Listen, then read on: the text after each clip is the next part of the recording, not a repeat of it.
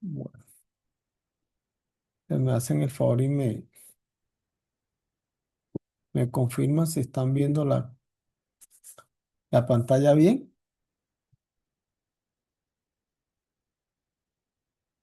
Sí, profe. Bueno, bien, joven. Entonces, miren, buenas tardes para todos. Vamos a empezar la clase del día de hoy, nuestra primera clase.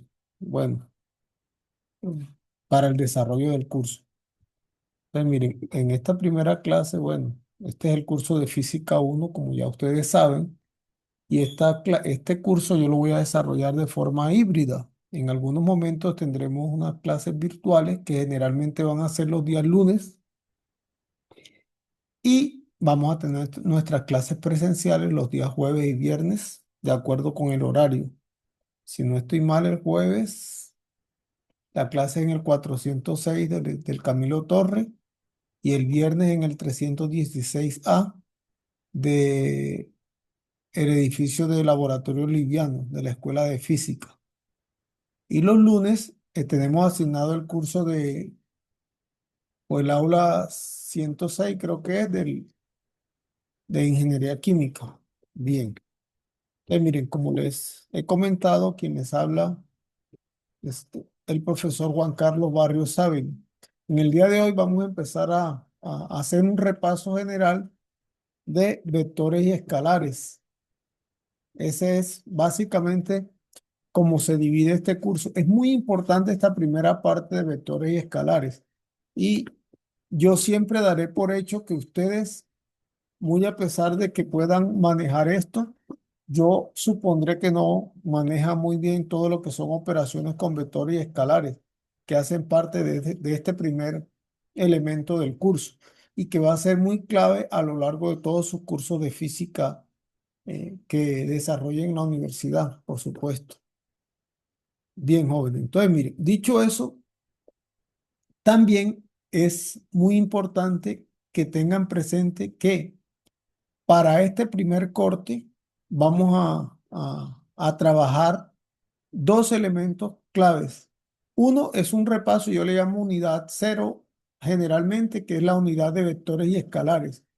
Y el fuerte del curso va a ser toda la unidad número uno, que va a ser cinemática de la partícula, para que lo tengamos muy en cuenta. Entonces, miren, en esta primera parte del curso, en este curso, como les he dicho ya, híbrido entre una parte virtual y presencial, para ese primer corte vamos a trabajar dos unidades. Una unidad que es la unidad de vectores y escalares. Es, recuerden, jóvenes, lo que no entiendan, por favor, pregunten, pero es muy clave que ustedes tengan muy presente que este capítulo es muy importante en este curso, o en realidad en todos los cursos de física.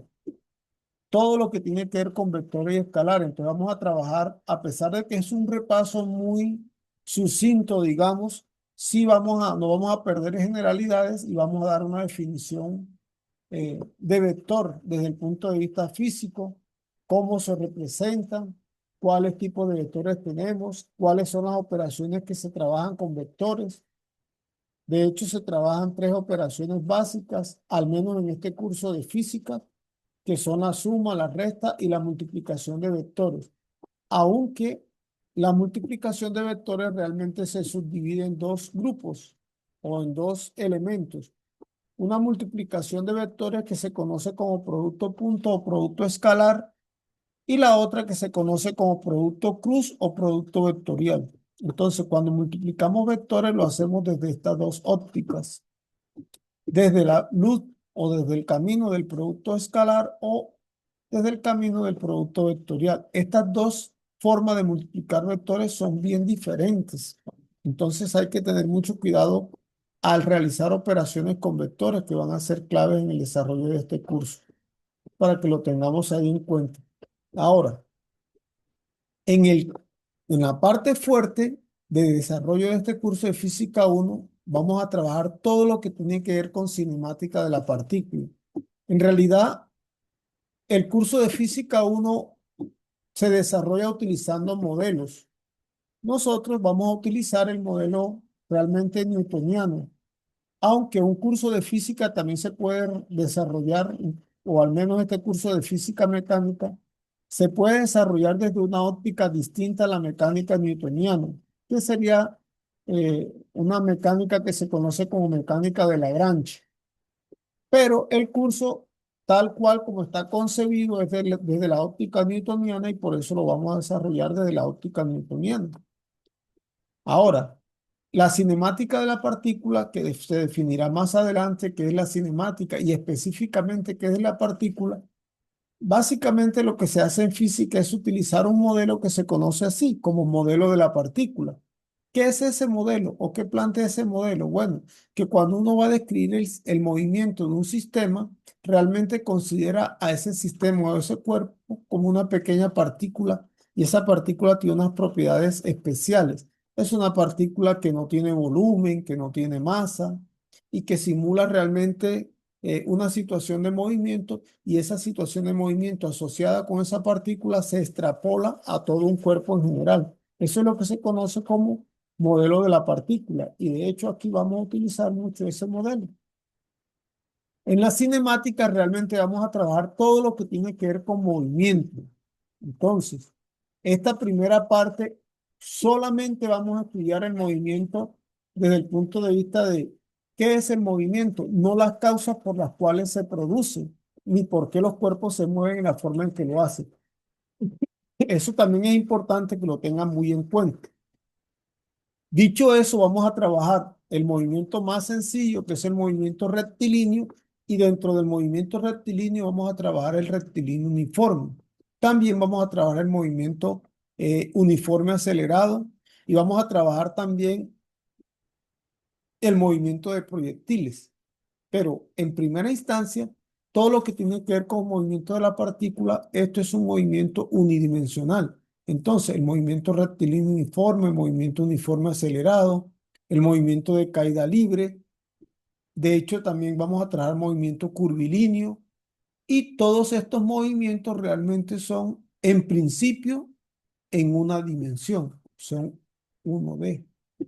Entonces, aquí miren, son movimientos unidimensionales. Después vamos a ampliar eso al movimiento bidimensional. De hecho, el movimiento curvilíneo y el movimiento circular uniforme o no uniforme, realmente, y el movimiento relativo ya son movimientos en 2D o incluso en 3D. De hecho, cuando veamos movimientos curvilíneos, ahí vamos a trabajar realmente el movimiento de proyectiles. Dentro del movimiento de proyectiles se trabaja el movimiento parabólico, movimiento semiparabólico también. Y en última, si nos da el tiempo, vamos a incluir aquí el movimiento relativo. Usualmente yo en esta primera parte realmente no alcanzamos a ver movimiento relativo para incluirlo dentro del primer corte, porque son muchos temas. Entonces, todos esos son los temas que van a ser parte de ese primer examen, que yo le llamo así primer corte. Ese primer corte todavía no tengo fecha. Yo les dije a ustedes que voy a tratar de esta semana a ver si es posible darles a ustedes la fecha de ese primer corte, como para que nos vayamos programando. Pero yo creería que ese primer corte debería ser por allá como a mediados de septiembre, muy posiblemente. Después miramos la fecha específica de cuándo vamos a hacer ese primer corte y cómo va a ser. Yo les dije el día viernes. Este primer corte ya lo veré. Eso será una decisión que tomaré más adelante. Ese primer corte eventualmente podría ser en la plataforma de aula virtual de la UIS.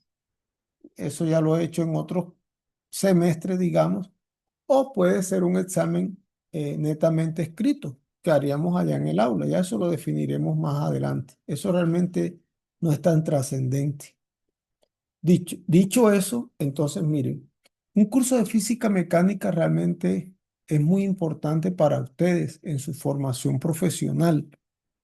Yo hago mucho hincapié a esto porque a veces nosotros, eh, cuando somos estudiantes, a veces confundimos las cosas. Tengan en cuenta que para ustedes, desde el punto de vista profesional, es muy importante que se formen muy bien y que lo hagan desde una óptica bien discursiva, bien propositiva y bien formativa. El curso de física mecánica, usualmente yo lo oriento de una manera en que le doy mucha importancia a las ondulaciones conceptuales. Este curso de física mecánica hay que aclararles a ustedes varias cosas. La primera, este no es un curso de matemática.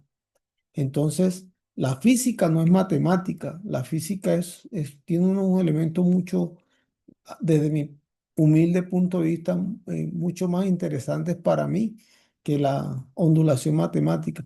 Claro está que la física utiliza mucha matemática, claro que sí, pero recuerden, es clave aquí el manejo conceptual en esta asignatura. Mm, Hay que abordar los conceptos, hay que tener claro ese manejo conceptual, entender bien qué es un escalar, qué es un vector, para que nosotros nos vayamos realmente apersonando del lenguaje que se maneja en la física.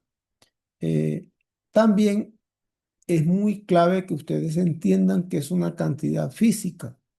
En física realmente hablamos de cantidades, cantidades físicas. Y las cantidades físicas se clasifican en dos grupos, al menos desde esta óptica mecanicista que plantea este modelo newtoniano. ¿Cuáles son esos dos caminos desde los que nosotros abordamos las cantidades físicas en física, aun cuando suene redundante? La primera es, nosotros hablamos de cantidades físicas que se llaman escalares o que se consideran o se clasifican como escalares. Hay otras cantidades físicas que se clasifican o se connotan como vectores. No son lo mismo. No es lo mismo un escalar que un vector. Son dos cosas muy diferentes, pero que tienen mucha relación cuando trabajan en conjunto para definir toda esta estructura que hace parte de este curso de física mecánica. Ahora, ¿qué es una cantidad física?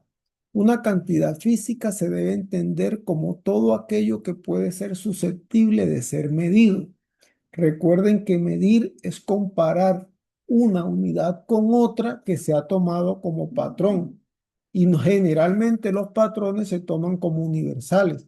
Ya ahorita vamos a ver cuáles son esos patrones, pero conceptualmente esa es más o menos la idea de lo que vamos a desarrollar en el día de hoy o lo que vamos a empezar a desarrollar en este curso, al menos desde esa humilde óptica en el que yo lo hago.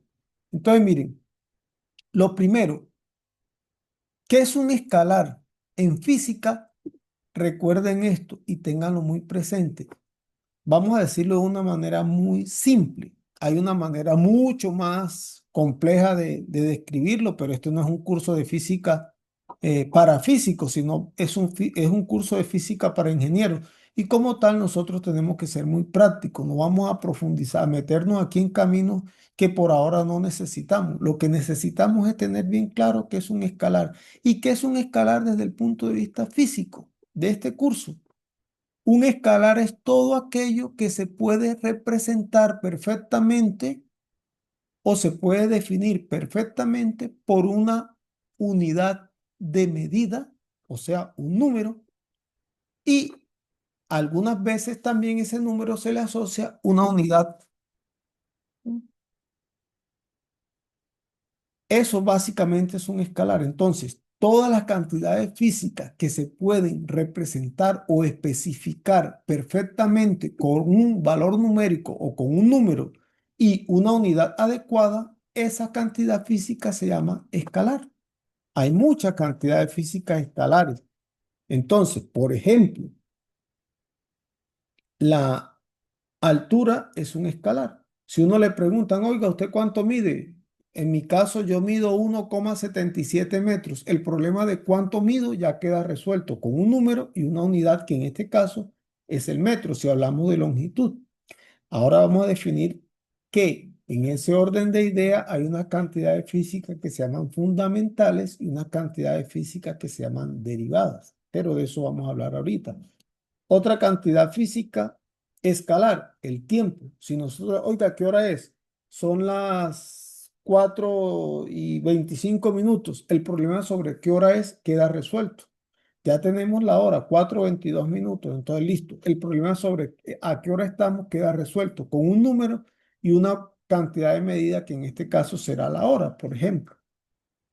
También, si nosotros decimos, oiga, ¿qué volumen tiene este recipiente? Este recipiente tiene un volumen de 3 litros.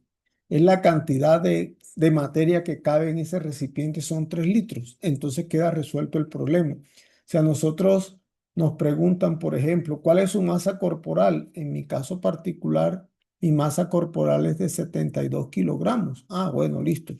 ¿Cuál es la masa corporal? Queda resuelta. Entonces, todas esas cantidades que se pueden especificar perfectamente con un número y a ese número asociarle alguna unidad adecuada, entonces a esas cantidades físicas se le conocen como escalares. Ahora, en este curso realmente hay tres cantidades que son claves y a partir de esas tres cantidades se hace todo el desarrollo, aun cuando sean un poco ambicioso decirlo así.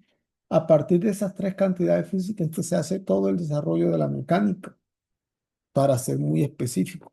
¿Cuáles son esas tres cantidades físicas fundamentales? Cuando nosotros hablamos de algo que es fundamental, eso lo que quiere decir es que en ese lenguaje algo es fundamental cuando no se puede obtener como combinación de otras cosas o de otros elementos. Esas cantidades físicas fundamentales son la longitud, el tiempo y la masa. Ahí tenemos las tres cantidades físicas fundamentales en este curso y que van a ser muy claves a la hora de definir eso. La longitud que la vamos a representar con la letra L, el tiempo con la letra T y la masa con la letra M mayúscula. Bueno, generalmente utilizamos M minúscula para no confundirla con metros. Entonces, en ese orden de ideas, miren ustedes, la masa, que es la cantidad de materia que tiene un cuerpo, el tiempo, miren ustedes, entonces aquí aparecen una serie de valores, digamos. Entonces, para valores de masa, realmente decimos que un microgramo es 10 a la menos 6 gramos. Recuerden que micra, el sufijo micra es 10 a la menos 6. El sufijo mili es 10 a la menos 3. El sufijo nano es 10 a la menos 9. El sufijo micra acá 10 a la menos 6 y el sufijo mili 10 a la menos 3. Entonces, un microgramo son 10 a la menos 6 gramos, que más o menos una partícula de polvo tiene una masa de más o menos eso, 10 a la menos 6 gramos. Un miligramo es 10 a la menos 3 gramos o 10 a la menos 6 kilogramos, que es más o menos la cantidad de masa que hay en un granito de sal. Un kilogramo o un gramo en este caso mejor es 10 a la menos 3 kilogramos o 0,0001 kilogramos. Esa es la masa de un sujetador de papeles, por ejemplo. Un nanosegundos realmente es el tiempo que recorre la luz o el tiempo que tarda la luz en recorrer 0,3 metros. Miren ustedes que cuando les dije yo que había trabajado física de partículas y que había estudiado el decaimiento del mesón BC, que es el único mesón pesado, eh, ese mesón, el tiempo de decaimiento de ese mesón es de más o menos de 2,5 por 10 a la menos 12 segundos. Yo realmente obtuve unos valores de 2,3 por 10 a la menos 12. Realmente en el modelo que utilicé, los tiempos de decaimiento de esas partículas estuvieron muy acertados o muy próximos de acuerdo con el desarrollo teórico que hice cuando hice ese estudio realmente de física de partículas, que trabajé un poco. Esa es otra historia realmente, porque desde el punto de vista de la física de partículas, por ejemplo, se considera que hay 6 tipos distintos de quarks. Esos quarks se llaman D, down, UDB, S, down, bottom, strange, charm y tot. Estos son los 6 tipos de quarks. Y básicamente lo que establece ese modelo es que todas las partículas materiales, en este caso como los átomos, digamos, los átomos están compuestos por neutrones y electrones y protones. Fundamentalmente los neutrones y los protones no son partículas fundamentales, sino que están compuestas por acoplamiento de quarks. Entonces, combinación de quarks forman lo que nosotros llamamos protón y neutrones, porque los electrones son clase aparte. Y a partir de ahí se desarrolla toda una teoría de física de partículas y también los quarks, estos quarks U, D, B, S, C y T, realmente odd, down, bottom, strange, charm, top, es abajo, abajo, arriba, botón, extraño, encanto y secreto. Esos son los nombres que se utilizan para connotar a esos mm, quarks, digamos, y estudiar el comportamiento de partículas que, por ejemplo, en una colisión de protón-protón, eso va a liberar una cantidad grande de energía y entonces al desintegrarse esas partículas por colisiones, generan unas partículas compuestas, que son los que realmente llamamos como mesones. Y todo ese decaimiento, pues, es lo que fue lo que yo hice en mi estudio de física de partículas. Pero eso es otra historia, por supuesto. Lo que nos interesa aquí, miren ustedes, en este curso es tener bien claro esto. Tres cantidades físicas fundamentales: longitud, tiempo y masa. A partir de esa combinación de longitud, tiempo y masa se va a desarrollar todo el lenguaje de la física mecánica que vamos a trabajar este periodo o este semestre. Y la longitud realmente, bueno, tenemos que un nanómetro es 10 a la menos 9 metros y es realmente un nanómetro es una distancia muy pequeña porque está por debajo, casi cercano al radio atómico. Un micrómetro, un milímetro. Entonces, fíjense ustedes que aquí aparecen gramos y kilogramos, segundos, aparecen metros. Bueno, aquí estamos hablando realmente del sistema métrico. Ahora, el sistema de unidades se ha definido utilizando una convención que realmente resulta un poco extraña. Porque miren ustedes que el metro se definió originalmente como 1/10 millones de veces la distancia que hay entre el polo norte y el ecuador. Eso es una cosa un poco extraña. Y realmente el tiempo también se define a partir de las transiciones atómicas entre niveles en niveles de energía de entre átomos, digamos, en átomos específicos, pero esa es otra historia. Al final nosotros lo que nos interesa es las cantidades físicas con las que vamos a construir esta historia, ¿cuáles son? Longitud, tiempo y masa. Y esa longitud, tiempo y masa son cantidades escalares. Ahora miren esto.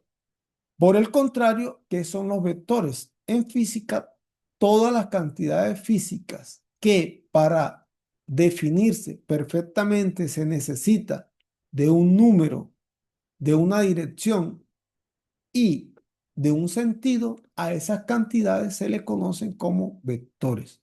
Entonces, tres características esenciales tienen los vectores realmente. ¿Cuáles son esas características esenciales de los vectores? La primera, tienen un módulo. ¿Qué es el módulo de un vector? El tamaño del vector. El módulo va a representar el tamaño, es decir, el número, el valor numérico asociado a ese tamaño. A eso se le llama módulo o magnitud. Lo segundo que caracteriza un vector es su dirección. Y lo tercero que caracteriza un vector es el sentido. La dirección y el sentido no son la misma cosa, a pesar que usualmente se utilizan como si fueran lo mismo, pero la dirección y el sentido no son la misma cosa. Entonces, cuando nosotros vamos a definir un vector, tenemos que tener en cuenta esas tres características. El módulo, o sea, el tamaño, la dirección y el sentido. Entonces, usualmente los vectores se representan con letras mayúsculas o minúsculas seguidas por una flechita encima, como esta que aparece aquí, por ejemplo. Este, realmente cuando uno escribe así, esta es una letra griega que se llama delta. Cuando yo escribo así, delta de R, y ese R tiene una flechita arriba, esto representa en física una cosa específica, un vector. A este vector se le conoce como vector desplazamiento, que definiremos más adelante. Entonces, miren ustedes. Entonces, ¿qué es un vector? Toda cantidad física que se especifica completamente por un número y una unidad de medida apropiada, más una dirección. Entonces, los vectores están caracterizados por representarse por un número y una dirección específica. Algunas veces, dependiendo de qué cantidad física represente ese vector, tendrá asociada una unidad específica o una unidad de medida específica. Por ejemplo, si una partícula está en un punto A y después está acá en un punto B y se movió o se fue desplazando a través de esta línea roja que ustedes ven aquí punteadita, entonces, miren, aparecen diferencias. Si ustedes trazan una línea que va desde el punto de partida hasta el punto de llegada, a esta línea de color negro que ven aquí se le conoce como vector desplazamiento. ¿Qué es el vector desplazamiento? El vector desplazamiento representa físicamente el cambio de posición de una partícula. Y normalmente el vector desplazamiento se representa con esta letra, con la letra griega delta, que es un triangulito, y la letra R minúscula con una flechita arriba. Entonces ya ustedes deben saber de aquí para adelante que cuando vean delta de R, estamos hablando del vector desplazamiento.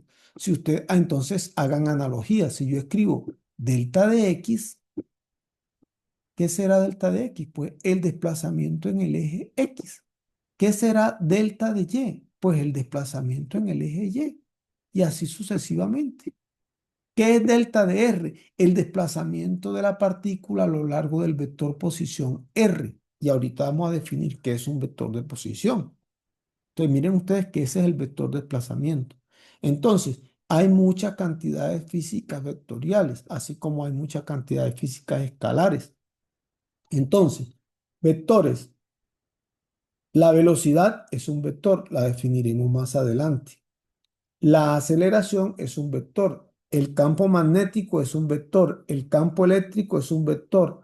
La fuerza es un vector. El vector de posición, el vector de desplazamiento. Entonces, fíjense ustedes que ahí estamos hablando o definiendo diferentes tipos de vectores que tienen una característica y una forma específica de definirse a partir de este modelo de mecánica que estamos desarrollando en el día de hoy. Ahora, ¿cómo se notan los vectores? La notación de un vector, ya se los dije. Los vectores se representan con letras mayúsculas o minúsculas, con una flechita arriba o, por ejemplo, uno puede utilizar esto también para representar un vector aquí. Si uno escribe así, si la R está escrita en vector en negrilla, este sería el vector R. Si la letra está escrita en minúscula, este sería el vector A. Por ejemplo, el vector aceleración. El vector velocidad lo representamos con una letra B minúscula con una flechita arriba. El vector fuerza lo representamos con una letra F mayúscula y una flechita arriba. Aunque sí, esto también se podría escribir con cursivas y negrillas, y entonces esa también sería una representación de vectores. Entonces, miren ustedes, aquí tenemos al vector A, aquí tenemos al vector B y aquí tenemos al vector C. El vector B y el vector C son mutuamente perpendiculares. ¿Cuándo dos vectores son mutuamente perpendiculares? Cuando se prolongan sus líneas de representación y esas líneas de representación de los vectores forman un ángulo de 90 grados.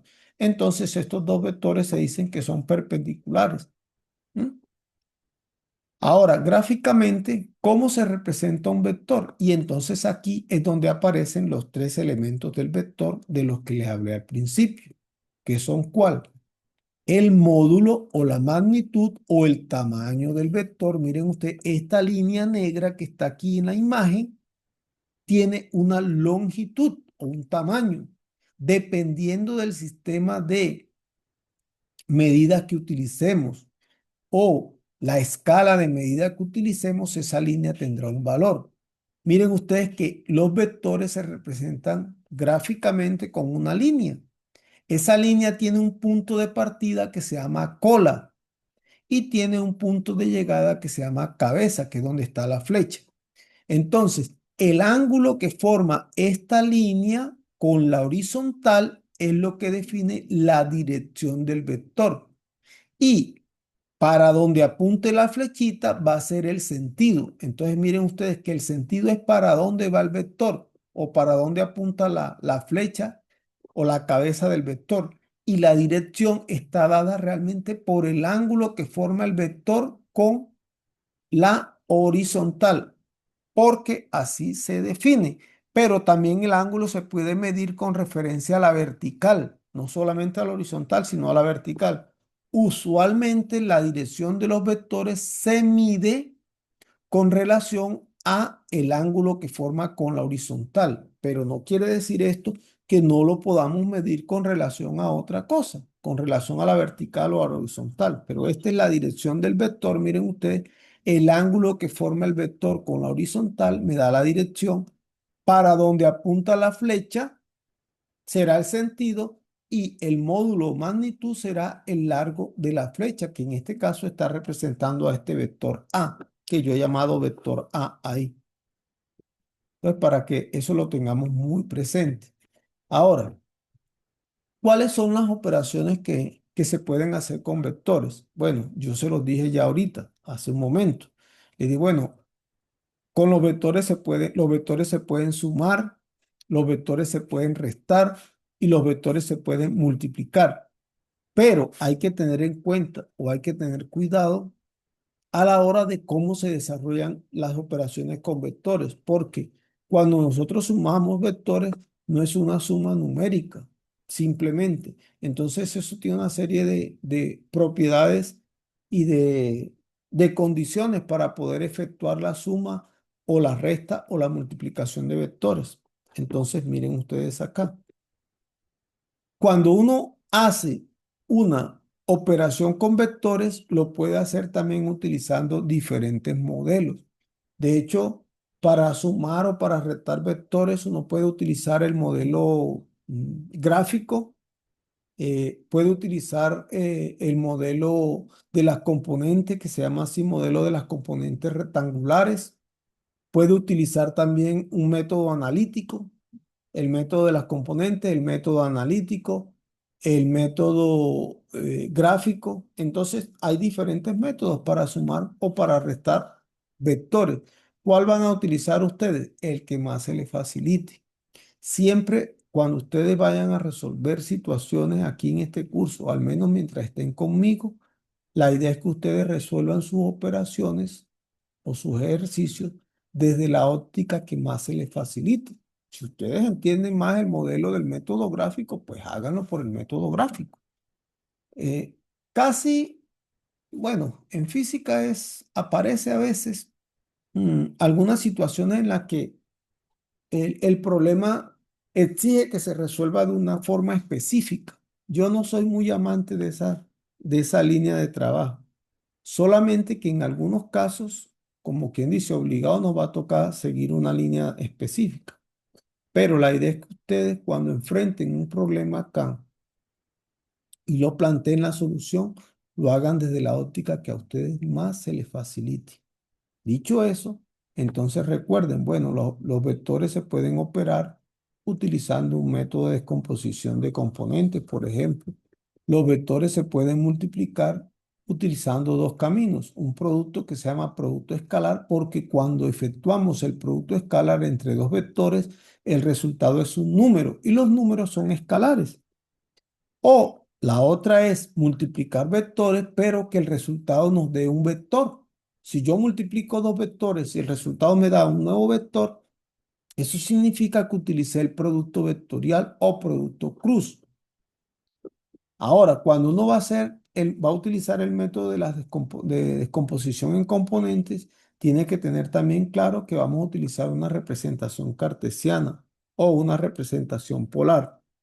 Mm, ¿Por qué se llama método de componentes cartesiana o representación cartesiana? En realidad la representación cartesiana se llama así en honor a René Descartes, quien fue que la propuso hace ya muchos años. Entonces, por esa razón la representación cartesiana se llama así, cartesiana en honor a Descartes, a René Descartes, que fue quien se ideó esa forma.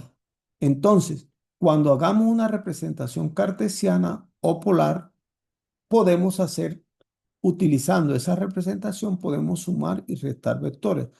También recuerden que eso pues ya les dije, se puede hacer utilizando diferentes métodos, método gráfico, método analítico, en fin. Ahora, para el producto escalar, en este curso vamos a utilizar mucho el producto escalar cuando vayamos a ver el concepto de trabajo. Desde el punto de vista físico, el trabajo lo vamos a definir. Entonces, pero el trabajo se puede hacer realmente utilizando este proceso, utilizando el producto escalar. Vamos a utilizar el producto escalar para definir físicamente qué es el trabajo. Y el producto vectorial se puede utilizar en este curso cuando vayamos a ver el concepto de torque, el concepto de momentum angular, en fin.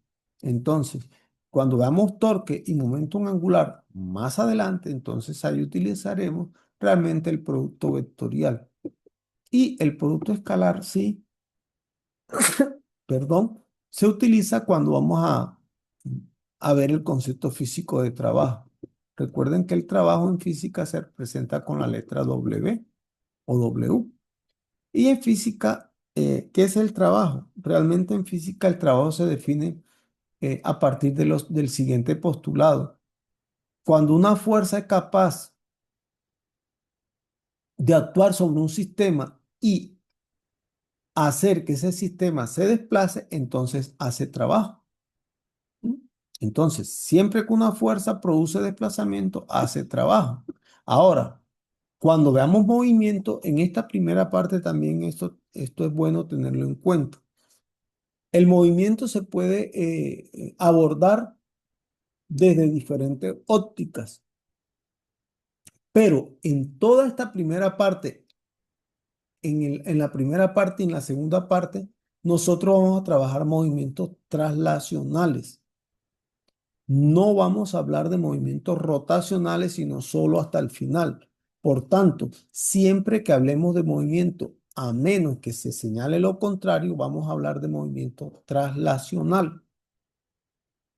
Entonces, esos son, digamos, algunas operaciones importantes con vectores que hay que tener ahí en cuenta.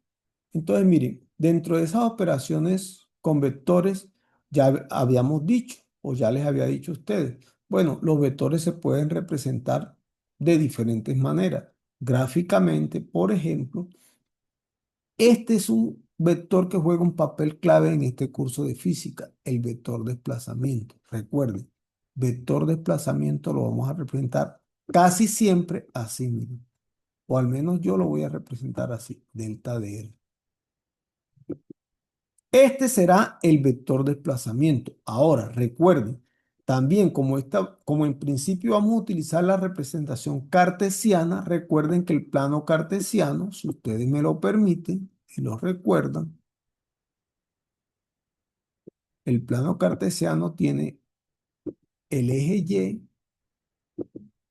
y el eje X. Recuerden que esta es la representación cartesiana. El plano cartesiano tiene cuatro cuadrantes. Recuerden, primer cuadrante. Y los cuadrantes en esta representación se hacen en sentido contrario a la manecilla del reloj. Entonces, el primer cuadrante, mire, vamos en sentido contrario a la manecilla del reloj, así. Entonces, tenemos, este sería el segundo cuadrante, este sería el tercer cuadrante y este sería el cuarto cuadrante. Esta representación cartesiana juega un papel clave. ¿Por qué? Porque recuerden que en esta, bueno, si uno da una vuelta completa, realmente tiene que tener en cuenta varias cosas. Cada cuadrante tiene 90 grados, porque la línea que representa el eje Y y el eje X se cruzan y son dos líneas perpendiculares. Entonces forman un ángulo de 90 grados entre sí. Por tanto, cada cuadrante tiene 90 grados y como son cuatro cuadrantes, si ustedes multiplican 90 por 4, le da 360 y 360 grados es lo que va a permitir definir el círculo trigonométrico. Entonces, una circunferencia tiene 360 grados. Esa es la razón, básicamente, de acuerdo con esa representación cartesiana que aún hoy en día se sigue utilizando. Entonces, el desplazamiento, ¿qué es el desplazamiento? El desplazamiento físicamente representa el cambio de posición de un cuerpo. ¿Cuándo sabemos que un cuerpo se desplaza? Cuando su posición cambia. Entonces, ¿y qué es la posición? Bueno, la posición realmente se define como a partir primero de un sistema de referencia o de un plano cartesiano referencial. Entonces, la posición es el punto en el espacio que ocupa esa partícula con relación a ese sistema de coordenadas. Y cuando nosotros trazamos, por ejemplo, si tenemos un plano cartesiano aquí, miren, como el que estoy dibujando acá a la derecha de la pantalla, aquí tenemos el eje Y y acá tenemos el eje X. Si nosotros aquí ubicamos un puntico, este puntico, y a partir del origen de coordenadas hasta donde está el punto trazamos una línea, esa línea representa la posición que esa partícula ocupa en este espacio. Esa partícula, entonces, si nosotros miramos acá, esa partícula tiene una posición en X y esa partícula tiene una posición en Y. Entonces, eso también quiere decir básicamente que esta partícula, cuando la posición en X y Y son positivas ambos, esa partícula se encuentra en el primer cuadrante. Si la posición en X es negativa y la Y es positiva, entonces está en el segundo. Si ambas son negativas, está en el tercero. Y si la posición en X es positiva, pero la Y es negativa, la partícula está en el cuadrante 4 en esta representación cartesiana. Ahora, la notación, como les he dicho ya, este vector, la notación manuscrita de un vector es una letra mayúscula con una flechita arriba, entonces este es el vector A. Si la partícula estaba en una posición inicial P1, pero ahora se fue a una posición final P2, la línea que va desde P1 a P2 se conoce como vector desplazamiento, en este caso A. ¿Por qué? Porque es la forma como lo estamos representando aquí. Puede ser que la partícula estaba en la posición 1 y siguió esta otra trayectoria, miren ustedes. Entonces, aquí tenemos el vector A, que será el vector trazado de la posición inicial hasta la posición final. Esta representación de vectores, tal cual como se las estoy mostrando aquí, realmente es del libro de Csikszentmihalyi. Si la partícula está en una posición 1 y miren ustedes, se movió siguiendo esta trayectoria, pero después de cierto tiempo volvió a la misma posición en la que estaba, si la posición de salida y la posición de llegada son iguales, la partícula tiene un desplazamiento nulo, pero que el desplazamiento sea nulo no significa que siempre que el desplazamiento sea cero, lo que significa es que la partícula no se movió. ¿Qué es el movimiento entonces? Una partícula se mueve cuando cambia de posición a medida que transcurre el tiempo. Ese es el concepto de vector de posición.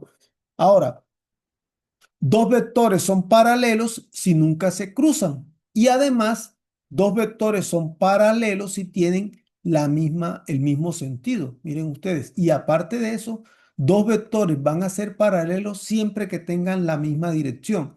¿Qué es que tengan la misma dirección? Que formen un mismo ángulo con la horizontal o un mismo ángulo con la vertical. Si dos vectores forman ángulos iguales con la horizontal, son paralelos. Y además, sí tienen el mismo sentido, porque podrían ser antiparalelos si tienen la misma dirección, pero tienen sentidos contrarios. Miren ustedes, este vector A y este vector B son antiparalelos. ¿Por qué? Porque tienen la misma dirección, pero tienen sentidos contrarios. Entonces, en ese sentido, por esa razón, esos vectores son antiparalelos.